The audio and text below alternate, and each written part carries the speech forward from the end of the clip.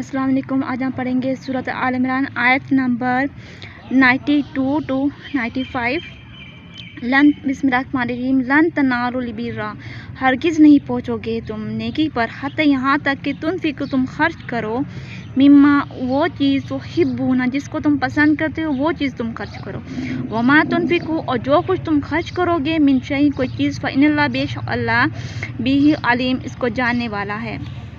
کلو طعامی تمام کھانے، کانا تھے، ہلن حلال، بنی اسرائیل کے لیے، الا ما حرم مگر جو کچھ کہ انہیں حرام کیا تھا اسرائیل نے، اللہ نفسی اپنے اوپر، من قبل اس سے پہلے کہ ان تنزلا کہ اتاری جاتی تورات، کل کہہ دیجئے، فاتو پس تم لے آؤ بھی تورات، فتلوہا پڑھو اس کو، ان کن تم صادقین اگر تم سچے ہو۔